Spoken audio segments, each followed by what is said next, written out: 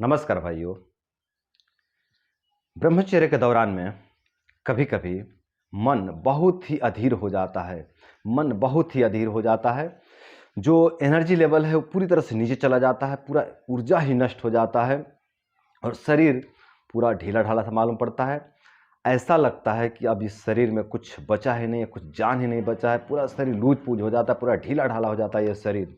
और मतलब कुछ ऊर्जा ही नहीं बचता है, कुछ एनर्जी नहीं बचता शरीर में कि मैं कुछ कर सकूं। मतलब कुछ भी करने की जो है कि कुछ भी करने के लिए एनर्जी नहीं बचता है, ऊर्जा नहीं बचता है। पूरा जो है कि शरीर ऊर्जाहीन हो जाता है। उत्साह नाम का कुछ चीज़ नहीं बचता है। तनिक भी उत्साह नहीं है कि मैं कुछ थोड़ा सा खुश रह सकूं और उत्साह में आकर कुछ कर सकूं, इतनी भी जो कि सामर्थ्य नहीं रहती है। मतलब कभी कभी जो है कि बहुत दुर्दशा हो जाती है ब्रह्मचर्य के दौरान में।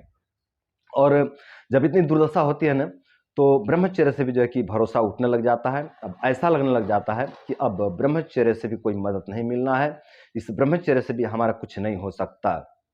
तो जो है कि ऐसी स्थिति बन जाती है ब्रह्मचर्य के दौरान में कभी कभी। तो मेरे भाइयों, जब भी ऐसी स्थिति बने ना, तो आप समझ जाइए कि ये ब्रह्मचर्य का उपद्रव है, ये ब्रह्मचर्य का कष्ट है ना। तो आपको ऐसी स्थिति में घबराना नहीं है, आपको धैर्य रखना है और धैर्य के साथ में ब्रह्मचर्य का पालन करना है। जब भी ऐसी स्थिति बने ब्रह्मचर्य के दौरान में कि आपकी पूरी एनर्जी जो है कि नष्ट हो गई है, आपका पूरा शरीर ढीला ढाला पड़ गया है, पूरा शरीर जो है कि बेजान सा पड़ गया है, मतलब कुछ करने का मन नहीं कर रहा है, मन कर रहा है कि बस सोए रहें, बैठे रहें, यहाँ तक किसी से बात करने का भी जब मन ना करे ना, जब ऐसी स्थिति बने ना, तो आपको उस स्थिति में धैर्य रखना है और धैर्य के साथ आपको ब्रह्मचर्य को जारी रखना है। बहुत से भाई बंधु यहीं पे आके गलती करते हैं। जब भी ऐसी स्थिति बनती है ना, तो डिप्रेशन में आकर के, तनाव में आकर के, पूरा चिंताग्रसित होकर के मास्टरबेट कर देते हैं, शुक्रनाश कर देते हैं। और शुक्रनाश करने के बाद पीड़ा और बढ़ जाती है।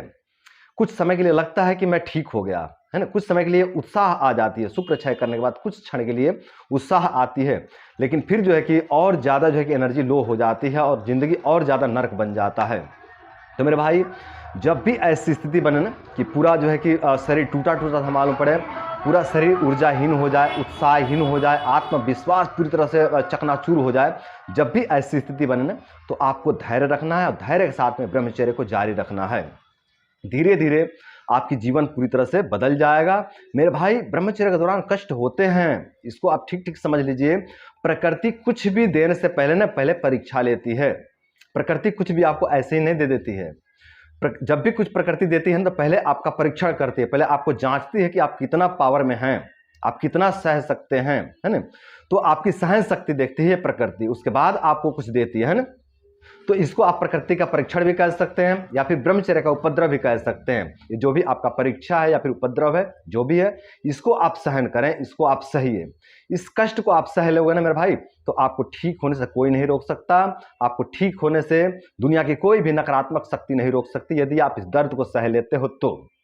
बहुत से भाई बंधु इसी दर्द को जो है कि नहीं सह पाते हैं, यहीं पे आकर के गिर जाते हैं, चूक हो जाती है, गलती हो जाती है, फिर जो है कि उठते हैं, फिर से आगे बढ़ते हैं, फिर से हिम्मत बनाते हैं कि नहीं अब हम करेंगे, अब जो है कि इसको हम 6 मंथ करेंगे, अब हम जो है कि 1 साल ब्रह्मचर्य करेंगे, पूरा जो है कि संकल्प लेते हैं।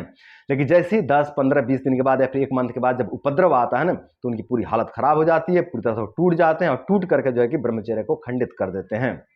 तो मेरे भाई, ऐसी गलती नहीं करनी है आपको धैर्य के साथ ब्रह्मचर्य का पालन करना है और ब्रह्मचर्य का पालन करके अपने आप को रोग दोष कमजोरी से मुक्त करना है। मेरे भाई, एक बार आप इस रोग दोष कमजोरी से मुक्त हो जाइए, उसके बाद तो संयम पूर्वक गृहस्थ में रहना ही है। उसके बाद तो आपको जो है कि मैथुन में रहना ही है ना। तो मेरे भाई, पहले आप अपने आप को ठीक कर लीजिए। मैं ये नहीं कह रहा हूं कि आप जीवन में कभी मैथुन में ना उतरें, मैं ये नहीं कह रहा हूं कि आप कभी भी शुक्र क्षय ना करें, मैं ये नहीं कह रहा हूं कि आप विवाह ना करें। सब करना है मेरे भाई, सब करना है, लेकिन अभी जो है ना, शरीर की स्थिति खराब हुई पड़ी है ना, अभी शरीर में बहुत ज़्यादा डैमेज हुआ पड़ा है, तो उसको रिकवर करना है भाई, उसको रिपेयर करना है ना। तो आपको थोड़ा जो है कि कष्ट सहना पड़ेगा, आपको इस ब्रह्मचर्य का दर्द सहना पड़ेगा। इस दर्द को आप सह लीजिए, आप मर्द बन जाओगे मेरे भाई। तो आप लोग घबराइए नहीं। जब भी उपद्रव आए, जब भी कष्ट आए, जब भी प्रकृति परीक्षा ले, तो आप धैर्यपूर्वक उस परीक्षा को दीजिए, आप धैर्यपूर्वक उस दर्द को सहिए। धीरे धीरे आपके जीवन से सभी रोग दोष कमजोरी पूरी तरह से नष्ट हो जाएंगे और आप पूर्णतः स्वस्थ बन जाएंगे, बिल्कुल पहले जैसा बन जाएंगे, आप पहले से भी अच्छा हो जाओगे। इतना आप समझ जाइए मेरे भाई।